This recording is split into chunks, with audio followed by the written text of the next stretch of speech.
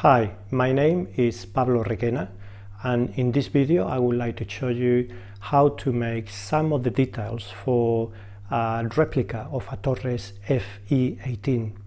Now this is an instrument that I have built several times now, and it has a Rosette that it's a little bit more advanced than the normal Rosette because it's got lots of different elements into it. So as I have got quite a few people now asking me about certain details of the Rosette of this guitar in particular, I would like to explain a few details and give you a few tips about how to make it. In this video I will not be able to show how to build and make it in front of you, but hopefully I can give you enough ideas so that you can do it yourself in your own time, in your own workshop. Now before I start, I would like to remind you that I also offer guitar making courses, and this is one of the very things that we could do in one of the courses, just in case you feel that you want to have some tuition about this. So if you're interested, please have a look at my website, which is www.guitarmakingcourse.org.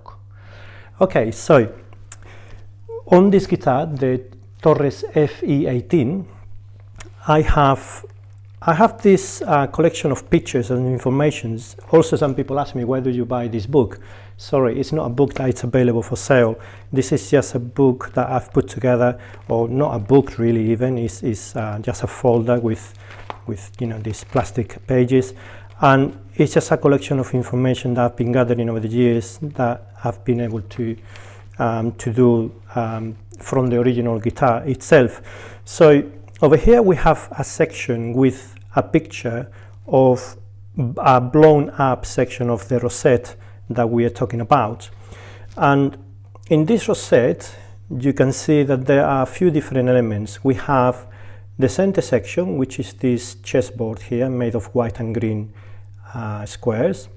Then we have a second element, which is the herringbone, which is made of white and green. And then we also have these squares going all the way along. They're very small. So because all of this is very blown up, way bigger than is the original, it gives us a chance to see what's going on here. So the first thing that we're going to look at is at the center section. And you can see that this is made of green and white squares.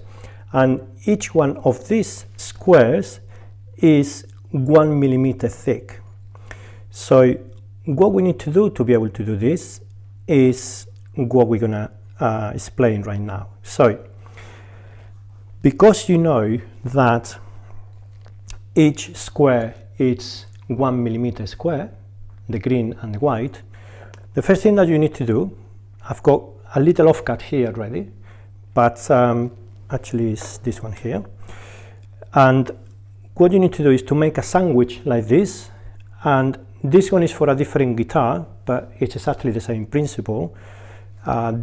This one is got 1, 2, 3, 4, 5, 6 layers. Okay, so this will make a checkerboard that it's a little bit bigger.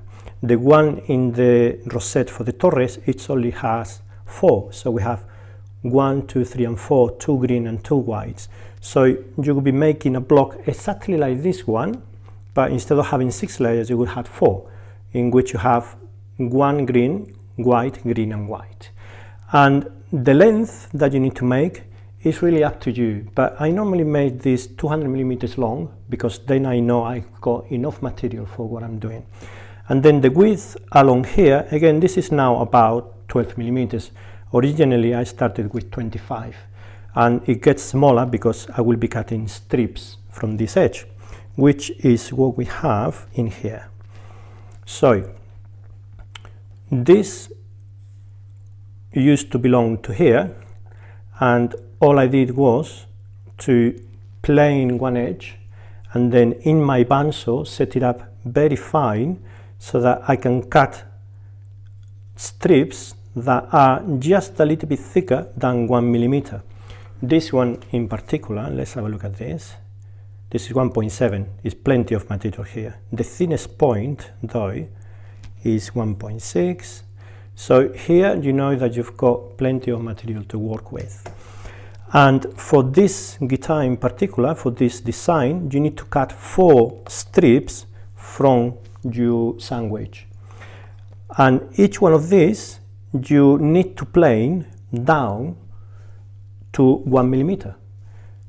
It happens that you just have one side that is clean because we cleaned on the log before we cut it. So usually what I do is that I plane one side, then I also plane the other side, and then I cut 2 strips, one from one side and then from the other one, and then I come back and clean again, so that each one of these strips will have one clean side and one rough side. So you only need to clean one side and bring this down to 1 millimeter. When you have all 4 of them, all you need to do is to bring them together, and let me show you here. This is the one with 6 layers, but it would be exactly the same if it was for 4. But because this one is of 6, it's easier to see here. So because we have one green in one end and one white in the other end, because they are even numbers, so they're always going to have one color different to the other one in the other side. So what you'll do is that you bring them together and you alternate. So the first one is like this, and the second one will come together like this, and then again the next one like that. So here you can see that it's all the same type of strips that come from the same block, but as I glue them together I alternate, and then when everything is done and lining up, this is your checkboard. Now for the one in the Torres FE18, like I was saying, this one is only 4, but it's exactly the same principle. Now I have an offcut from one Torres FE18 that I did, and this is what you get. You have 4 layers and they are all here alternating. Now if we look into the picture again, we see that we have a black element next to it. This is just a rectangle made of ebony, and you can see that we have the checkboard. It's surrounded by a white veneer all the way around. So that's what we've done here, to put a white veneer all the way around first, and then on 2 sides you have one black veneer and one white veneer, and they are all stuck into this log. And that's because when you look at the elements here, to be able to get this rosette to go around the circle, you have to do tapers only on the black section here.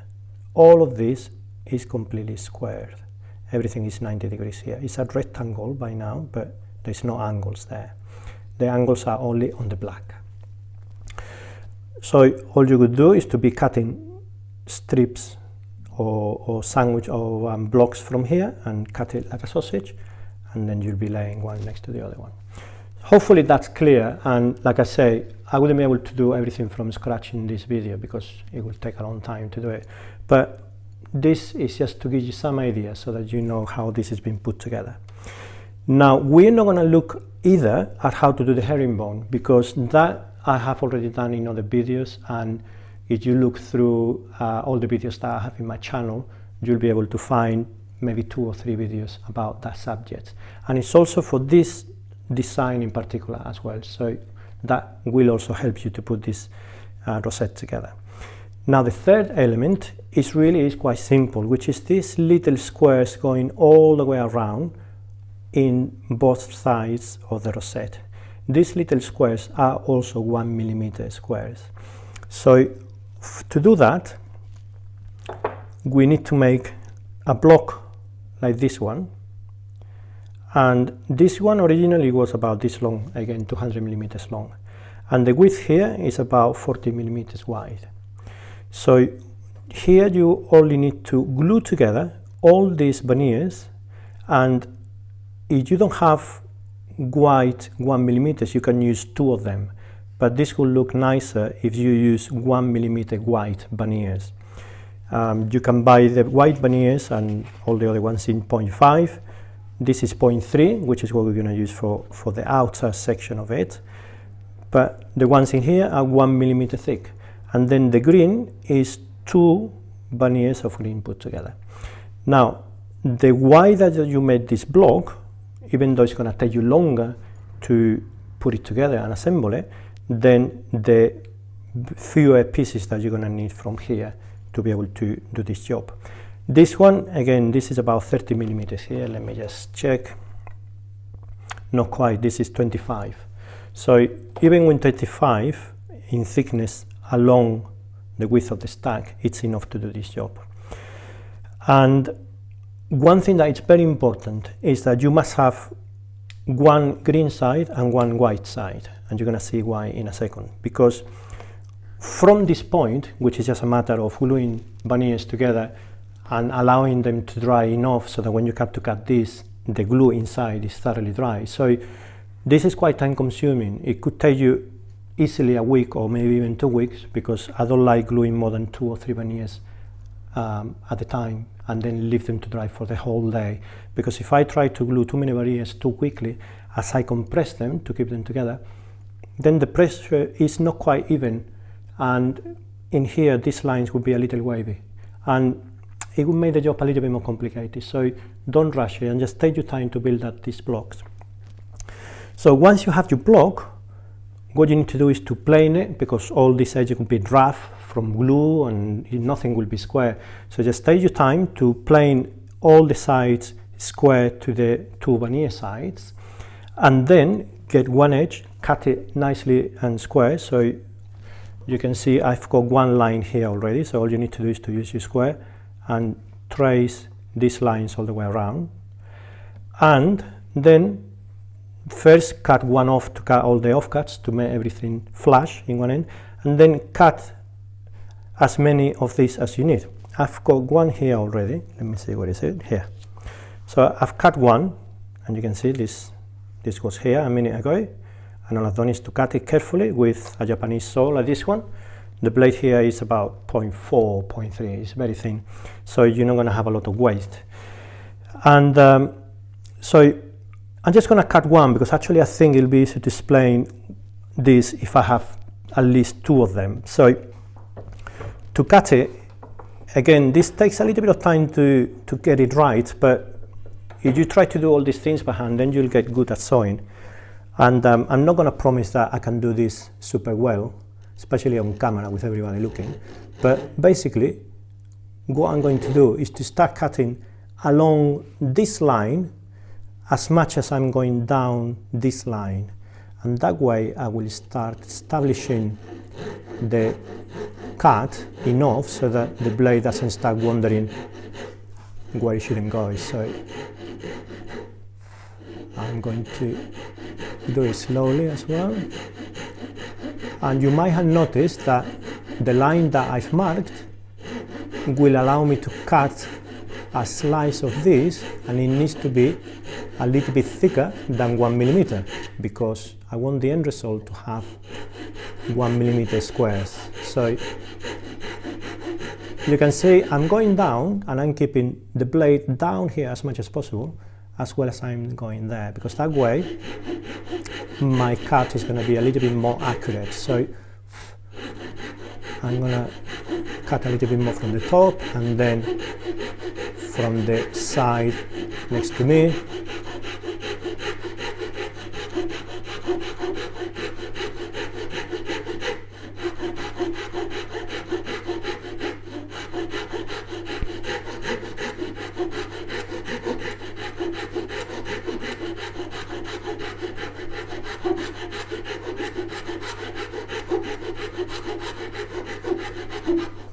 I'm going to have a look here, and it looks good.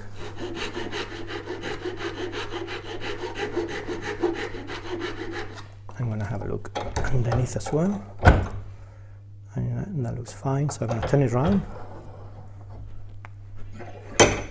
and now I'm going to get the blade in as much as possible there, and I'm going to start cutting down but keeping the blade in as much as possible.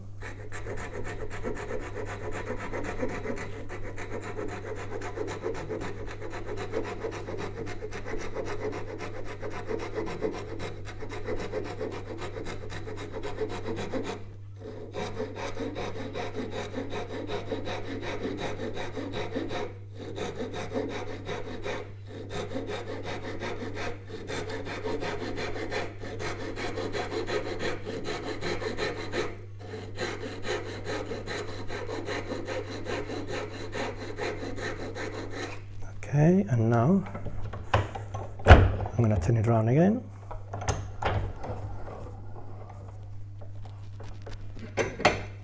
And I'm going to do this last side.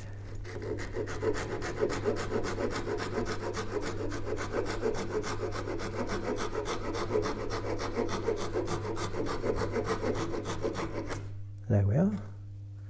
So now we have another slice of this block.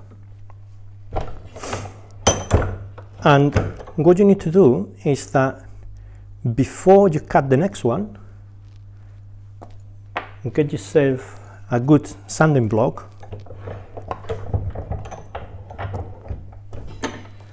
and you can clean the scratches or the face so that everything is nice and flat, because then all you need to do next is to mark the next one.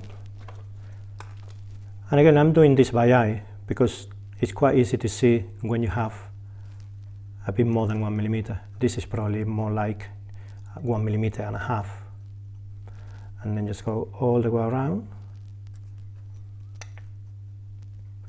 In here I'm going off the square, so it's getting a bit thicker in this side, but it doesn't matter because I need to be as accurate as I can. But if things wander off a little bit, then don't panic, because you still can use them. Can you see my line doesn't line up 100% there, but I still will be able to do this job successfully without having to get everything absolutely 100% square, which it can take quite a long time to get those things done like that. So now all you need to do is to cut again, and then clean, cut, clean and cut. For this you're going to need, for this size in particular, I'm going to need about 10 of these. Depending on how big you make this block, that's what I was saying, is you make this quite tall, then you're going to need less of those. You need to work it out for yourself. So now that I have 2 of these, what we need, I'm going to get this out of the way. You need to have a 0.3 white veneer, and it needs to be 400 millimeters long. At least it can be as long as you want to, but it's not necessary. 400 is the length that you need to be able to go around the whole rosette. If you wanted to make this detail to go all the way around the guitar, the bindings, then it will need to be longer. But for the rosette, 400 millimeters is plenty. And then once you have all your slices like that, here I only have 2, but you can imagine if you have 10, it's exactly the same process. So what you do is get the clean side and glue it on your veneer in such a way that when you glue all of them, you're not going to go out. So make sure that you're not skewered. You want to be quite straight. And just glue one of them. Get a clamping block and put a little bit of pressure, and then allow it to dry completely and make sure that all the excess glue is clean. And then when this is dry, come around and glue the next one. But this time you have to make sure that the green side is not next to the green. You need to get white next to green. So that way, now you glue this one in here, and also put a little bit of glue in this edge. You can clean this fluff as well. And now you have 2 of them. Again, wait until it dries, and then do one at a time. If you try to do all of them in one go, yes, it will be quicker, but then it'll be a lot easier to get it wrong. So just do one of these blocks at a time until you've got this whole length covered with these blocks. So when that's done, I have a little offcut here, and this one is a bit shorter because it broke at the end, but this is what you will get. And it's starting to curl as well, which is quite convenient because we need to go around with it. Because as it dries further, this side will dry more than this side, which already has a veneer in it, so it's curling this way. And all you need to do is to get your slice that you got, plane it down, or this one I put in through my sanding machine, and I sanded it down so that the squares end up being 1 millimeter in here. And then once you have this, all you need to do is plane one edge with your plane carefully, with your block plane, and set up the bandsaw very carefully so that you can cut a little bit more than the depth of the channel on the rosette. In the rosette that I usually do when I'm doing this job, the channel that I cut is 2 millimeters. So you need to cut strips from here that are just a little bit more than 2 millimeters. Again, this is just a little offcut, but you can see how this, let's have a look, this is going to be, so that's nearly 2.4, and in here this is going to be a bit more than 1 millimeter because we also have that veneer, so this is like 1.4, and if the white was 0.3, you can see that the thickness of the black of the squares is, you know, 1 by 1 pretty much. So when you have this strip, you can see it's already bending, but don't be tempted to glue another veneer in the other side to keep it stable, because what will happen is that then when you try to bend it, it's going to be a nightmare, and very often they break as well because you lock in everything too much. But when you have the veneer only in one side, it's just a lot easier to bend them up, because you just need to apply a little bit of heat, and when you have a thin strip like this and put a little bit of heat into it with your bending iron, it'll bend really easily. So now you know how to cut and how to make the edges with the white and green squares. So I think this is as much as I can show you without having you in front of me here building this rosette with me. So I hope that you find this helpful, and until the next time.